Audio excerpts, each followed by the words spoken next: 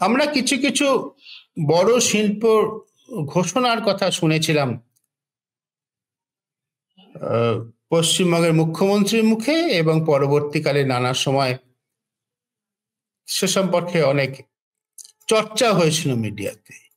এরকম কয়েকটি শিল্প সম্পর্কে যদি আমরা প্রশ্ন তুলি যে সেগুলো কি হলো। স্পেন থেকে একটা ঘোষণা হয়েছিল স্টিল উৎপাদনের, ইস্পাত কারখানা স্থাপনের। পশ্চিমবঙ্গের প্রমুখ ক্রিকেট আইকন সৌরভ গাঙ্গুলির নাম তার সঙ্গে জড়িত ছিল। এখন তার সম্পর্কে আর কিছু শোনা যায় না। বিভিন্ন সময় অন্য যে সমস্ত আমরা শুনেছি শিল্পের কারখানার প্রস্তাব, সেগুলো কি হলো সে সম্পর্কে না আমাদের মিডিয়াতে কোনো প্রশ্ন আছে, না সরকারের তরফ থেকে কোনো উত্তর আমরা পাই। এই যে ধারাবাহিকভাবে 10 বছর ধরে পশ্চিমবঙ্গ সারা দেশে যে এফডিআই আসছে, এটা আর রিজার্ভ ব্যাংক অফ ইন্ডিয়ার ডেটা, একদম আপডেটেড ডেটা, যে কেউ চাইলে যে সময় যে কোনো সময় পরীক্ষা করতে পারে। পশ্চিমবঙ্গ 1% পাচ্ছে না, তার কারণটা কি? কারণটা আমরা অনুমান করতে পারি যে পশ্চিমবঙ্গ সম্পর্কে বৃহৎ শিল্পের কিছু গভীর প্রশ্ন আছে। যতই হাসি মুখে বিভিন্ন শিল্পপতিদের ছবি দেখা যাক বিশ্ব বাণিজ্য সম্মেলনের মঞ্চে, তারা কি সিঙ্গুরের কথা ভুলে গিয়েছেন? পশ্চিমবঙ্গে কিছু বিজনেস ইন্টারেস্ট রয়েছে। এইরকম একজন শিল্পপতি আমাকে একবার কলকাতার বাইরে বলেছিলেন, এ কথা ভুলে যেও না যে তোমাদের রাজ্যে ডায়নামাইট দিয়ে একটা নির্মীয়মান গাড়ি কারখানাকে উড়িয়ে দেওয়া হয়েছিল। শিল্প স্থাপন সম্পর্কে এই জিনিসটা চট করে কেউ ভুলে যাবে না। সিঙ্গুর নিয়ে আজকে কথা আজকাল কম বলা হয়, কিন্তু সিঙ্গুরের জমি কৃষকদের ফিরিয়ে দেওয়ার পর সেই জমিতে কি চাষাবাদ হচ্ছে সে প্রশ্ন কি আমরা তুলি? সর্ষে চাষ হওয়ার কথা ছিল, কিছু কাজে মাছ চাষ হওয়া শুরু হয়েছিল। সিঙ্গুরের ওই যে প্রায় 1000 একর জমি যা অধিগ্রহণ করা হয়েছিল শিল্পের জন্য, এখন তার পরিণতিটা কি? 2016 সালে এই তৃণমূল কংগ্রেস সরকার যখন শিল্প বাণিজ্য উদ্যম প্রথম প্রবলভাবে নিতে শুরু করেছে, জার্মানি থেকে একটা ঘোষণা করেছিলেন অমিত মিত্র, বিএমডব্লিউ পশ্চিমবঙ্গে শিল্প স্থাপনের কথা ভাবছে, প্ল্যান্ট তৈরির কথা ভাবছে। টাটা মোটরস, যদিও তারা বিশ্বব্যাপী পরিচিত এরকম ব্র্যান্ডের মালিক, জাগুয়ার ইত্যাদি, কিন্তু বিএমডব্লিউ সারা পৃথিবীতে অটোমোবাইল শিল্পের একটা বড় বনেদি এবং বড় শিল্প প্রতিষ্ঠান। টাটারা চলে যাওয়ার পর বিএমডব্লিউ আসছে, যথেষ্ট আসার কথা ছিল। 16 সালের পর থেকে 8 বছর কেটে গিয়েছে। অটোমোবাইল হচ্ছে একটা অ্যাপেক্স ইন্ডাস্ট্রি বলা হয়, তো মানে অটোমোবাইল ইন্ডাস্ট্রি আসছে মানে বাকি সমস্ত ইন্ডাস্ট্রি প্রসার হতে বাধ্য। গাড়ি তৈরি হচ্ছে, গাড়ি বিক্রি হচ্ছে, মানুষ মানে অর্থনীতির চাকা বেশ জোর কদমে চলছে। এই মুহূর্তে ভারতীয় অর্থনীতির যে শ্লথগতি, তার একটা প্রধান সূচক হচ্ছে গাড়ি বিক্রি হচ্ছে না। 2 মাসের মতো গাড়ির স্টক বিভিন্ন কোম্পানির ওয়্যারহাউসে পড়ে রয়েছে, উৎপাদনের নানা পর্যায়ে পড়ে রয়েছে। বিএমডব্লিউর কি হলো আমরা আজ অব্দি জানি না।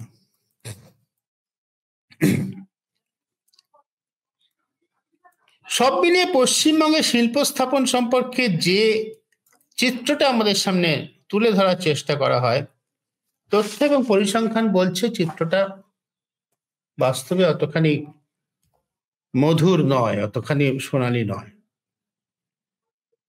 তাহলে এই শিল্প বাণিজ্য সম্মেলন কেন? এ প্রসঙ্গে আমাদের আজকের যে মূল আলোচনার বিষয়, সেখানে একবার আমি ফিরে যাব। আমরা বলছি শিল্প বাণিজ্য বঙ্গে, এই যে বিশ্ববঙ্গ বাণিজ্য সম্মেলন, বেঙ্গল গ্লোবাল বিজনেস সামিট, তা একটা ইকোনমিক আউটকামের পাশাপাশি একটা পলিটিক্যাল আউটকামও আছে।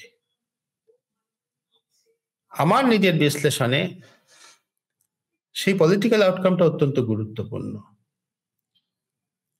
রাজ্য সরকারের এই শিল্প বাণিজ্য সম্মেলন রাজ্য সরকারের পক্ষে একটা বড় সুযোগ এই বার্তা দেওয়ার যে আধুনিক শিল্পেও তারা যথেষ্ট অগ্রণী।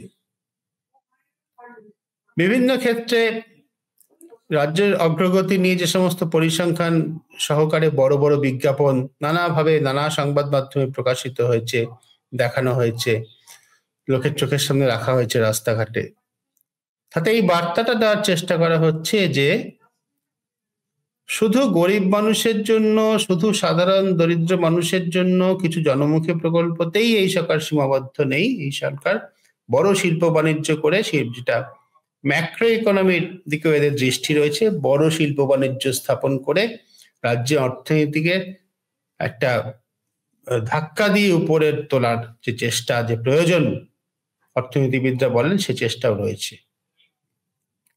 কিন্তু বিজ্ঞাপনের পর্দাটা সরিয়ে দিয়ে যদি আমরা বাস্তবের দিকে তাকাই, যা যে চেষ্টা আমি করলাম কিছুক্ষণ আগে তথ্য প্রমাণ দিয়ে, তাতে বোঝা যাচ্ছে এই দাবিটা রাজনৈতিকভাবে ডিভিডেন্ড দিতে পারে শাসক দলকে, কিন্তু রাজ্যের অর্থনীতিকে এবং বাংলার মানুষকে দীর্ঘমেয়াদে খুব উল্লেখযোগ্য কোনো ডিভিডেন্ড দিচ্ছে না। উল্লেখযোগ্য কিছু প্রাপ্তি এখান থেকে নেই। সব মিলিয়ে শেষ কথা এটাই বলতে হয় যে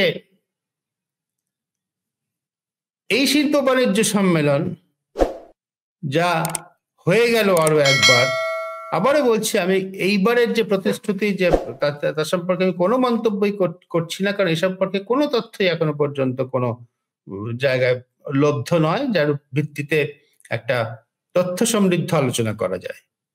কিন্তু 22-23 পর্যন্ত, 24শে জুলাই পর্যন্ত যা হয়েছে সেগুলোকে তুলে ধরে যা আমরা দেখছি তা স্পষ্ট। আরো একবার আপনাদের দেখিয়ে দেওয়া যে 2023 সালে সর্বশেষ যে পুরো বছরের ডেটা রয়েছে, সেই বছরে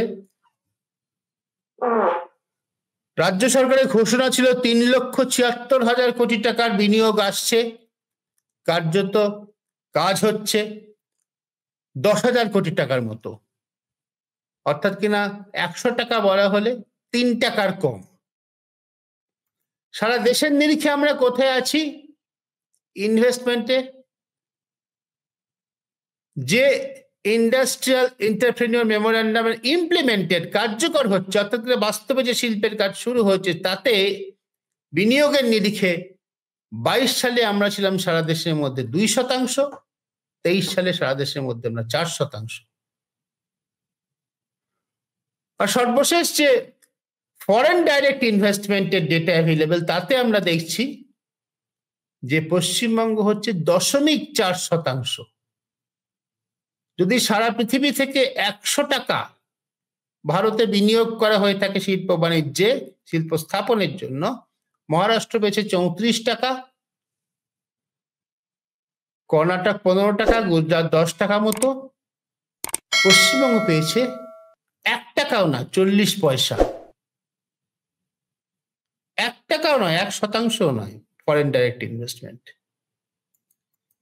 এটা হচ্ছে আমাদের শিল্প বাণিজ্যের বাস্তবতা। আজকে যদি আমরা সত্যি সত্যি পশ্চিমবঙ্গের শিল্প বাণিজ্যে কিছু করতে চাই, অগ্রগতি কিছু করতে চাই, আমাদের প্রথম কর্তব্য এই পরিস্থিতিকে স্বীকার করা। এই লক্ষ লক্ষ কোটি টাকার গল্প